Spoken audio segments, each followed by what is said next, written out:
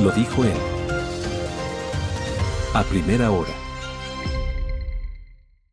Muy bien, 8:04 en la mañana. ¿Hay expectativa en el curso de la finalización de este mes?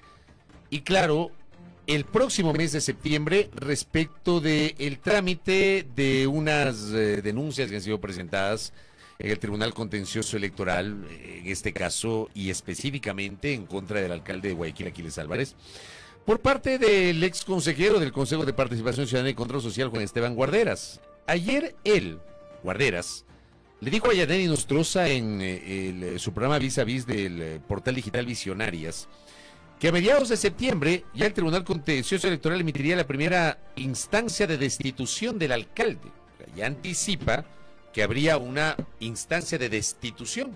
Entonces hoy acudimos a preguntarle al abogado Ramiro García Falconi, al doctor Ramiro García Falconi, que patrocina la defensa del alcalde de Guayaquil, si por ahí va encaminada la cosa. El doctor García está conectado de forma telemática. Doctor, le saludamos, mi compañera Andrea Orbes Altos y quien habla Fabricio Vela. ¿Cómo le va? Buenos días, doctor. Buenos días, Fabricio, Andrea, muchas gracias por la invitación. Un saludo para todos los oyentes, para toda la audiencia de Radio Armónica. Gracias a usted por la gentileza. Oiga, ¿qué onda con esto? A mediados de septiembre ya habrá primera instancia de destitución, como ha dicho Juan Esteban Guarderas. Bueno, a ver, la acusación que hace el señor Guarderas en contra del alcalde de Guayaquil es insostenible. No tiene pies ni cabeza, es un tuit que puso el alcalde a la 1 de la mañana de un X día, en donde no hace referencia a la candidata, ni a evento alguno, ni a la lista, ni al movimiento político. Se dice que a través de ese tuit habría apoyado un evento al cual ni siquiera asistió, no hubo presencia física, no hubo recursos públicos, no hubo coordinación, no hubo absolutamente nada. Entonces decir que esto es inducción al voto, pues no, eso claramente pues no tiene ni pies ni cabeza. ¿En qué estado se encuentra? Y hagamos una recapitulación para el contexto correspondiente. ¿Cuál es la naturaleza de la denuncia y en qué estado se encuentra esta denuncia, doctor? Esta denuncia se presentó ante el Tribunal Contencioso Electoral, se ha dado el trámite correspondiente, una vez que se han realizado una serie de pericias, el día lunes se tiene que hacer la audiencia. Bien, es decir, ¿cuáles son estos siguientes pasos, solo como para tener específicamente detallado, doctor, y cómo es que se podría llegar, digamos, hasta noviembre con las declaraciones que se ha tenido? Mire, con lo que hay dentro del expediente, e insisto, teniendo en cuenta que todo esto se fundamenta en un post que hizo el alcalde, que se ha querido hacer de este caso un paralelo con el que se llevó en su momento en contra del alcalde de Quito. Pero claro, en ese caso sí hubo un evento, hubo recursos institucionales, el alcalde estuvo presente pidiendo el voto en favor de la candidata. Nada de eso pasa acá, en absoluto, nada de eso pasa acá. Así que acá pues se basa en una opinión periodística o en interpretaciones de terceros. Se está utilizando al Tribunal Contencioso Electoral para fines políticos, no jurídicos. Jamás hubo inducción al voto. En el tuit no se menciona candidato, partido, lista, ni pide votar por nadie. Es una opinión personal en una cuenta privada, lo cual, como expresión de opinión, está protegido por la jurisprudencia de la Corte Interamericana de Derechos Humanos. No hubo recursos públicos, no se usó presupuesto, ni logística, ni canales institucionales, es desde la cuenta privada del señor Aquiles Álvarez. E incluso se habla de reincidencia, cuando el Código de la Democracia solo reconoce reincidencia en casos específicos y por la misma infracción, que este no es el caso. Claro, la comparación con el caso del alcalde Muñoz, pues, en donde ahí sí hubo símbolos partidarios, recursos institucionales y actos de campaña, pues, o incluso oferta de obras, acá nada de eso ocurrió. Establezcamos esa diferencia, porque claro, hay esta comparación de que el caso de Aquiles Álvarez es similar al del alcalde Muñoz. ¿Cuáles son las similitudes o diferencias? No, similitudes ninguna. No hay. Las diferencias todas, porque en el caso del alcalde Muñoz hubo símbolos partidarios, hubo recursos institucionales, hubo actos de campaña, hubo ofertas de obra. Acá nada de eso ocurre. Acá todo es basado en un post en el que no se menciona absolutamente a nadie. No menciona ni al candidato, ni al partido, ni a la lista, ni pide votar por nadie. Doctor, usted ha dicho que se está utilizando al Tribunal Contencioso Electoral para algunos objetivos, digamos. ¿Ustedes confían en lo que ocurrirá dentro, también en el Tribunal Contencioso Electoral? ¿Confían en que en su postura va a ser escuchada y va a ser, valga la redundancia nuevamente, escuchada tal y como ustedes la ponen sobre la mesa? Mire, no tememos lo que no tiene sustento. Nuestra defensa es sólida, es apegada al derecho, y confiamos obviamente en que prevalecerá la legalidad. ¿Qué significa prevalecerá la legalidad, doctor? Que el derecho no sanciona interpretaciones ni inferencias, sino hechos verificables. Sancionar una opinión que además totalmente ambigua y que no hace referencia ni a personas específicas, ni a listas, ni a partidos políticos, sería abrir la puerta a que cualquier funcionario sea perseguido por lo que otros creen que quiso decir. A mí lo que me parece, y esto lo comenté el año pasado, a mí me parece que estamos cruzando unas líneas muy delgadas en el ejercicio de la política. O sea, casi que señalar que un alcalde, que un prefecto, que un concejal, que un asambleísta, que un presidente, que un vicepresidente no pueden ejercer su libertad de expresión, so pena de que eventualmente alguien puede señalar que está haciendo campaña anticipada, que está infringiendo la norma, etcétera. O sea, la norma yo creo que hay unos límites que hay que respetar y otros no. Es el mal uso de recursos públicos. Exactamente. La utilización de recursos institucionales para favorecer a una posición política electoral específica. Eso es lo que se pretende prevenir. De ahí a interpretar que eso significa que las autoridades democráticamente elegidas, que son políticas, que son miembros además de partidos y movimientos políticos, no puedan expresar su voluntad política, eso no tiene pies ni cabeza, eso es inconstitucional y va contra todos los estándares del sistema interamericano de derechos humanos. El abuso del derecho electoral pone en riesgo la credibilidad del Tribunal Contencioso Electoral y la propia institucionalidad democrática. Lo que nos estamos jugando acá no solamente es la posición del alcalde de Guayaquil, no, nos estamos jugando la institucionalidad democrática, porque lo que se pretende es desconocer, y ojo, por alguien que no vota en Guayaquil y que no vota en el Ecuador. Lo que se pretende es desconocer la voluntad de millones de personas y afectar políticamente a efecto de, claro, obviamente, pues, tratar de contrarrestar la imagen y la percepción positiva que tiene el alcalde de Guayaquil en lo político. ¿Sabe cuál es el otro problema? Y a propósito de un mensaje que recibo, que aparentemente la norma aplica para unos y no para otros. Aquí ha habido claramente alcaldes, prefectos, prefectas, por supuesto, que han hecho campaña abiertamente, ya, han participado en recorridos, han estado en concentraciones, aparecen en videos, en TikToks, en Reels de Instagram, haciendo campaña abiertamente y aquí no pasa absolutamente nada. Me lleva a pensar inclusive en la última resolución muy cuestionable del Tribunal Contencioso Electoral de archivar una denuncia de una legisladora de la provincia de Santo Domingo que claramente infringió la ley, porque resulta que aparece en un video de TikTok entregando unas cocinas de inducción que además no eran de ella, sino del Ministerio de Inclusión Económica y Social, y aunque hubiesen sido de ella, la norma prohíbe la entrega de dádivas, y resulta que aquí no pasó nada. Entonces, claro, a uno le invitan a reflexionar sobre que hay casos de primera y otros de segunda. Lo que se pretende sancionar es alguien que no participó en ningún acto político, que no llama ni siquiera expresamente a votar por un candidato específico o candidata específica, que no ha utilizado ni símbolos políticos ni símbolos electorales, y que lo único que hizo fue poner un post totalmente ambiguo, y en base de eso se pretende no solamente que sancionar, establecer una sanción que no tendría ningún sentido, sino que inclusive acudir a la figura de la reincidencia para tratar de vulnerar no solamente los derechos del alcalde de Guayaquil, sino de todos quienes votaron por él en las últimas elecciones seccionales. Doctor, ¿ustedes ratifican que, o digamos, califican todo esto como una persecución política? Escuchábamos también hace alrededor de un mes las declaraciones de Daniel Salcedo en la Asamblea Nacional, también refiriéndose al alcalde de Guayaquil, Aquiles Álvarez. ¿Ustedes, digamos, continúan manteniendo que es una persecución política? Se quedó un poco, sí, nuestra congelado. señal congelada. Que usted le hace esa pregunta y se queda congelado de la pregunta del doctor. Sí, bueno, hay que vamos a ver si entonces. a veces pasa con la internet. No, Ahí Pasó algo está. con el internet, creo. Ya está ahí de nuevo, doctor. Ya está ahí de nuevo. Se quedó congelado, se quedó petrificado con la pregunta de Andrea, creo.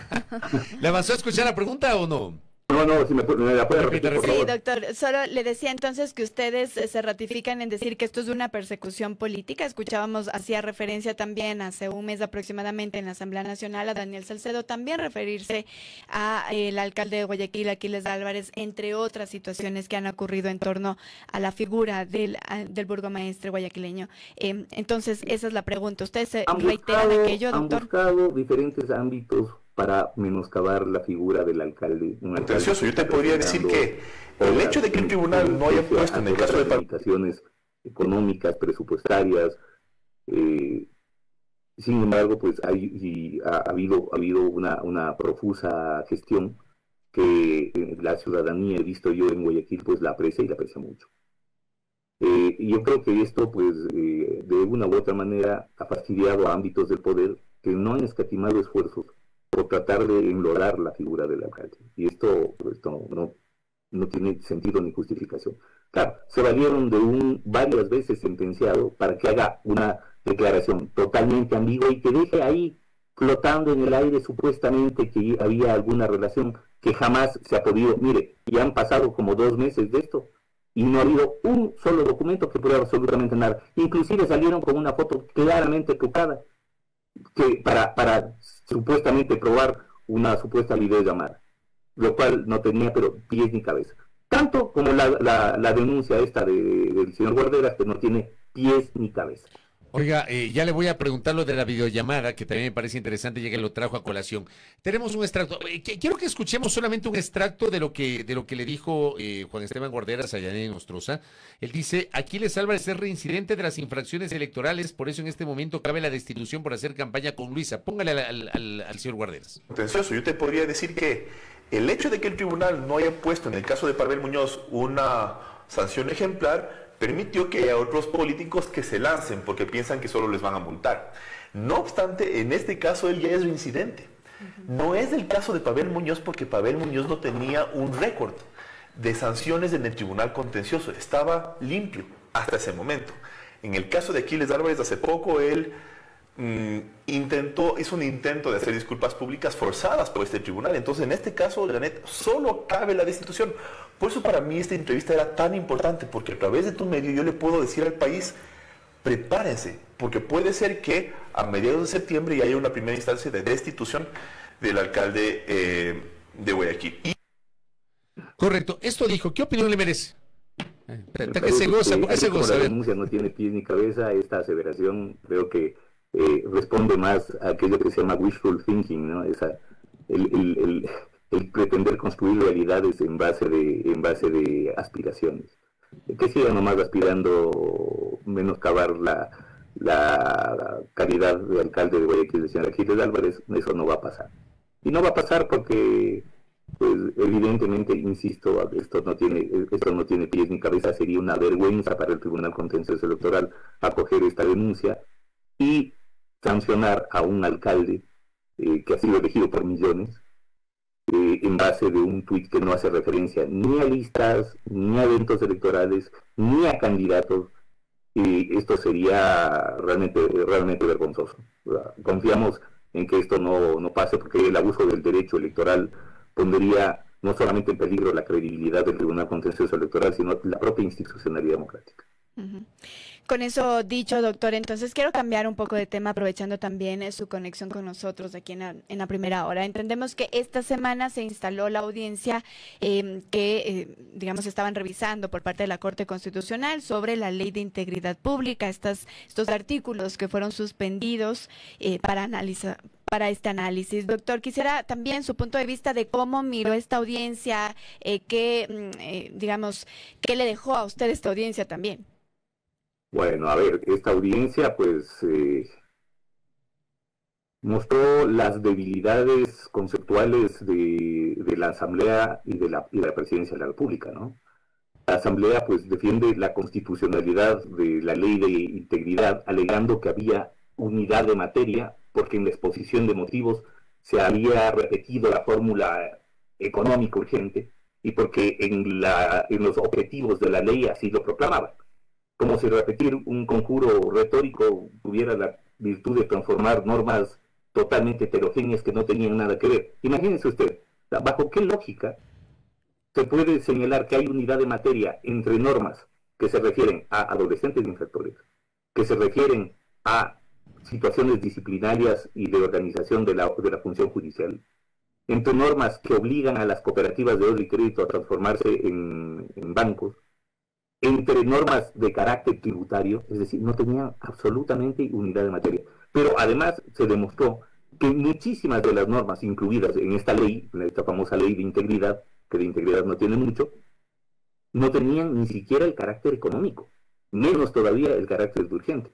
Y ya en el fondo, claro, normas totalmente regresivas en materia de derecho. Mire usted, tratar a los menores de edad y ejecutar la pena como si fueran mayores de edad. Imagínese usted un chico de 15 años metido en la penitenciaría del litoral, o metido en la Tacunga.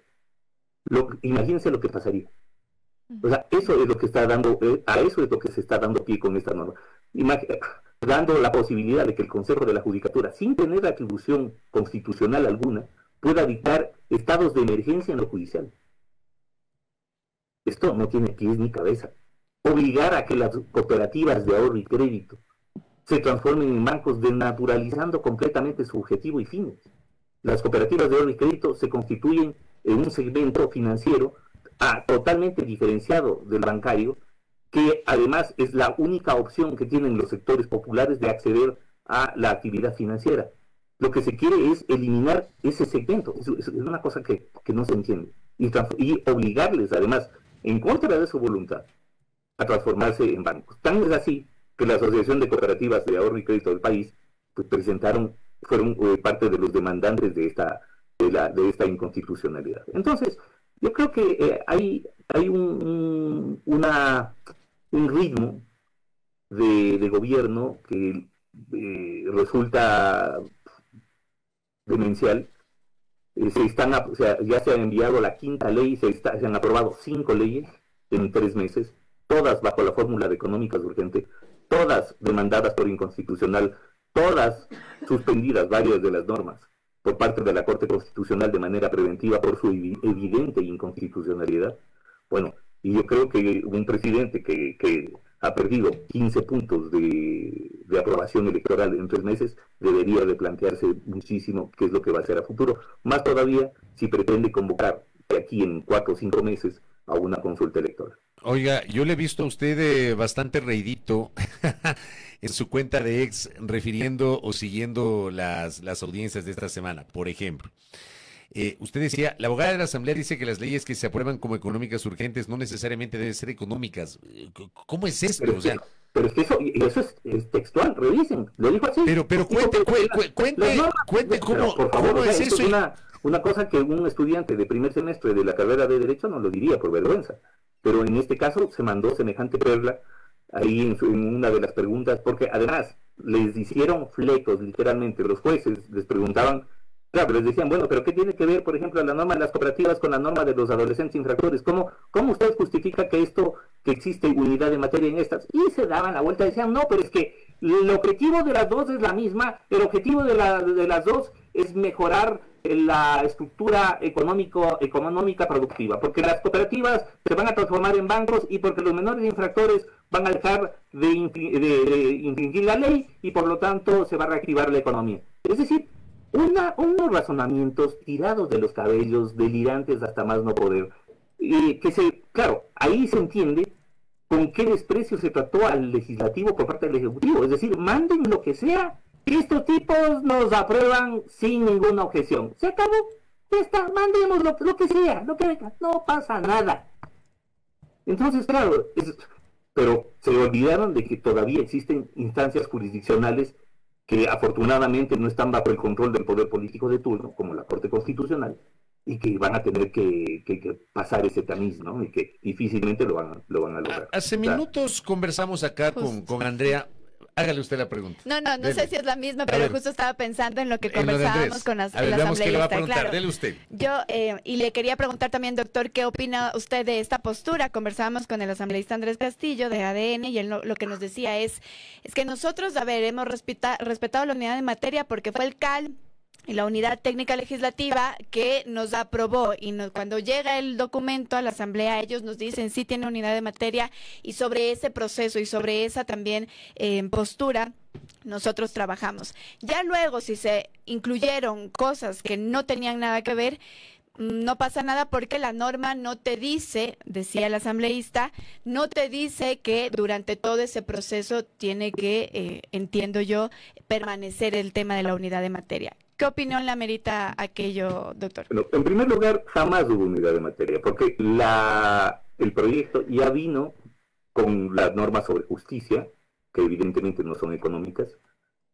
vino con las normas, con la propuesta sobre adolescentes infractores, que tampoco es económica y no tiene nada que ver con la otra, vino con el tema de las cooperativas, vino con temas tributarios, es decir, jamás hubo unidad de materia. Que luego la empeoraron, eso también es así, metieron otras cosas que tampoco tenían nada que ver las unas con las otras y la aprobaron a machetazos, a patadas. Y claro, una idiotez de estas, pues evidentemente no se sostiene en base de un mínimo análisis jurídico que evidentemente la Corte Constitucional ha demostrado que está dispuesta a hacer. Así que esto pues no tiene pies ni cabeza. Y no hablo solamente de la ley de integridad, hablo de la ley de solidaridad, que también era otra barbaridad, y la ley que acaban de aprobar ayer, la famosa ley de fundaciones. Esto es una locura. Se está pasando la UAFE al sistema de espionaje del Estado, al CIES.